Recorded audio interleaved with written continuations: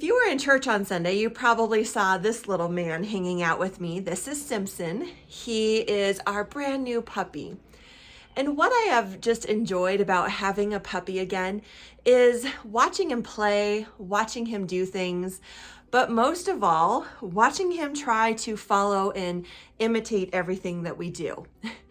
As we've been going on long walks, he just follows right behind, trying to stay on the trail and go for as long as we can. So you'll see Simpson around the church quite a bit, but I wanted to introduce you to him this morning because he's going to go play and he might make some noise in the background. Well, this week we're talking about imitating Jesus and imitation so that we can move into a joyful place.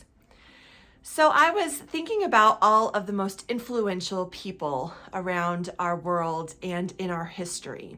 If you were to think about the most influential people throughout history, who would be some of those names that you would write down?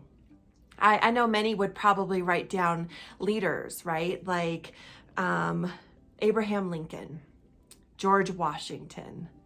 Those would be some of those leaders that people have thought of as most influential. Others might think of people who've invented things or who have thought scientifically differently. People like Aristotle, people like Benjamin Franklin, people like Thomas Edison or Albert Einstein.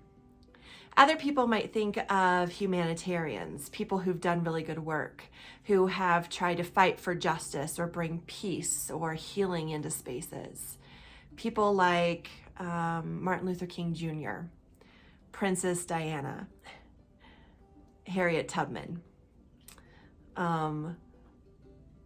Mother Teresa. Those would be some of those names that might come to our minds. And some of us might even have some of those horrible people who have been influential in a bad way in our world, like Adolf Hitler, right? These are all names that come up as we think about the most influential people of all time. Who would you put on that list? Who did I miss? Well, if you're thinking about your own list of the most influential people in your life, who would make that list? Well, none of those people would probably make my list because I didn't know them personally, and so there was a little bit of disconnect. But the people who've had the most impact in my life, the people who've been the most influential, are people like my grandma Midge, who just gave generously, loved with all of her heart, spent time with us, taught me what it was like to pray and to have a strong faith in God. Other people that would make the list might be my third grade teacher, Miss Lyons, who really taught me to have a passion for education and for reading. Or Coach Clibby, who helped me realize that hard work and determination pay off, and that you should always set goals and dream big. Who would make your list as you are thinking about the most influential people in your life? Well, one of those that we've obviously left off this list is Jesus. Jesus has made that list for decades about who is one of the most influential people throughout history. Even if people don't follow Jesus, they at least know of Jesus, know of his teachings. But let me ask you this. Has Jesus had an impact in your life? Now, this question really comes to how much you know Jesus. Because again, when we have these figures, these historical figures, they might have impacted history and impacted the world, but they don't really always impact our lives because you need to have that relationship to have that really huge impact or influence. It's a relationship that helps impact your life. And so a lot of times we'll say, yes, Jesus has impacted my life. Jesus has influenced me to live differently. But if we really look at ourselves, are we living differently? Or are we just living the same way and professing that Jesus has impacted our lives? Okay, so years ago, I was having a particularly hard night with my children. I know you might be surprised. How many of you have been there before? Right? I was having this really hard time with my kids, and it just seemed like all we were doing was fighting. And so at one point, we were yelling, and Matthew stomped up the stairs and he slammed his door. Well, I was heated because we had been arguing all night long. And so what did I do? I went ahead and stomped up those stairs right after him, and I opened up his door and I said, "You will not stomp away from me when I am talking to you, and don't you ever slam this door."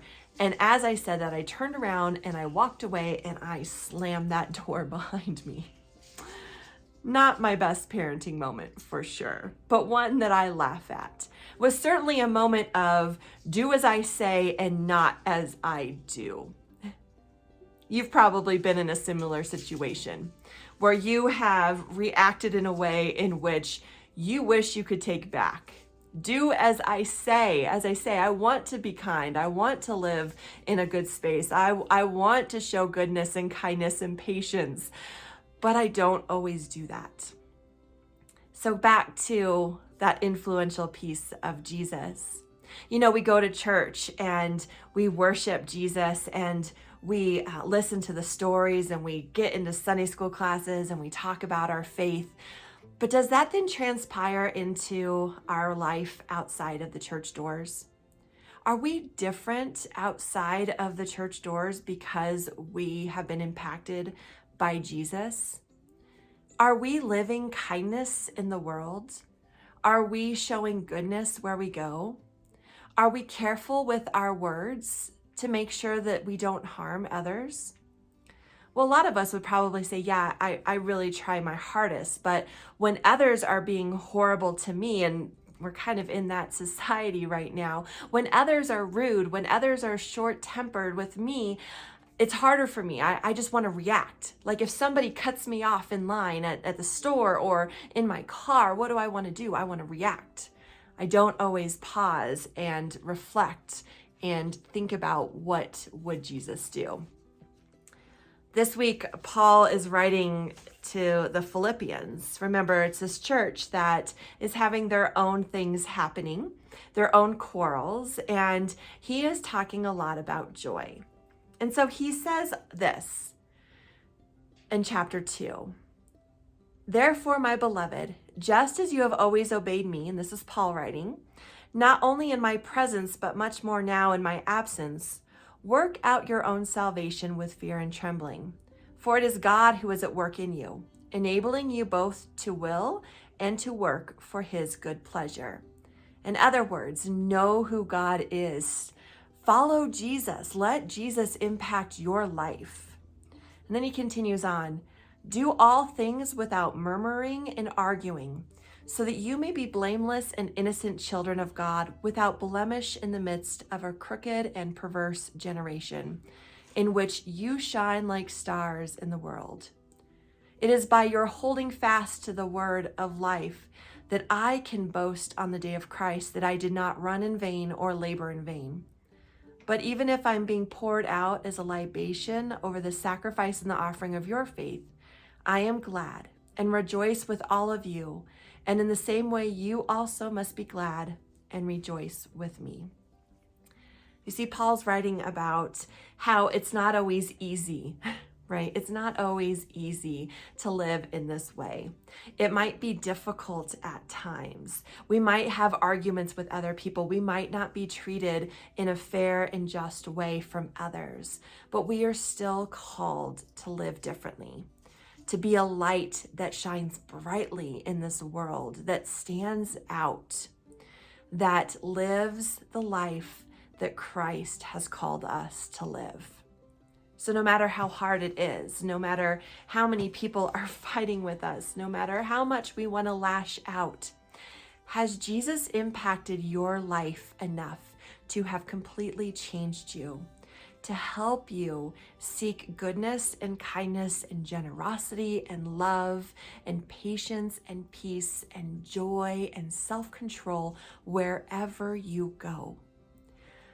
Let's let Jesus be the most influential person in our life, because we have a strong relationship with Jesus.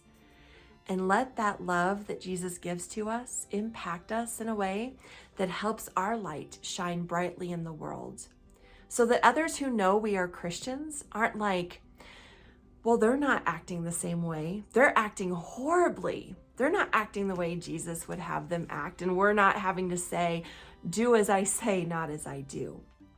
But let us live out that joy and love in our lives out into the world, so that others may be filled with the love and joy of Jesus Christ.